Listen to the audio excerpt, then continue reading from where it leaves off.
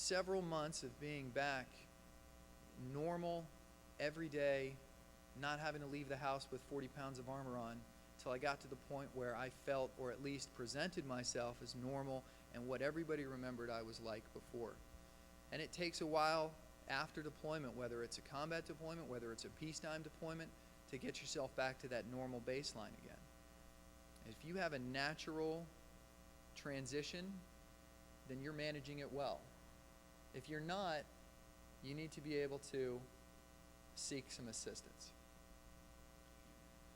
You need to monitor your alcohol intake, and there's far more qualified people that are going to speak to you today about alcohol, so I'm not going to beat that into your heads. But suffice it to say that if you're going from a 6-pack of beer a week to a 6-pack a day, yeah, you probably want to take a look at that.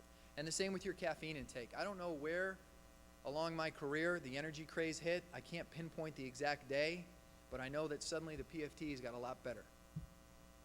I'm just an old-fashioned, horrible coffee in the Chief's mess kind of guy. If you are pounding the energy drinks like you are being sponsored by them, you probably have an issue. Just something to be aware of. The internal and external stressors. You know, for me, the external stressors is the traffic, the lines at the bank, the lines at the grocery store, Democrats. Those kind of things key me up. Be aware of the external stressors. Be aware of your exposure to the external stressors. And more importantly, identify ways that you can curb them, okay? I don't go to the bank on paydays. Can't do it. All right? I try to drive or ride the motorcycle as much as I can because I'm able to manipulate traffic better and I don't get as keyed up. Internal stressors as well, though. You need to be aware of, are you on your commute home anticipating the knockdown fight that you have coming because you didn't take the trash out?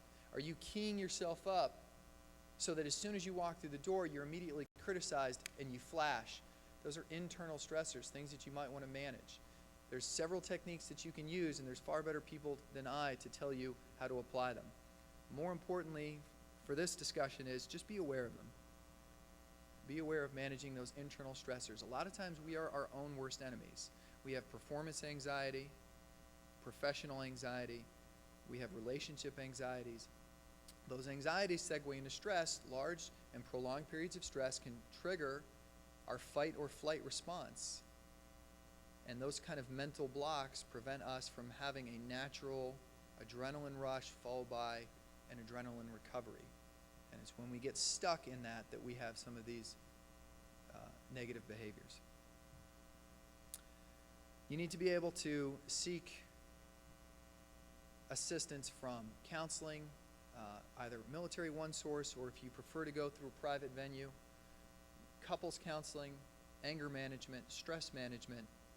There's a whole host of outlets, but the hardest part is to be brave enough to identify signs and symptoms of yourself and then seek a way to correct them.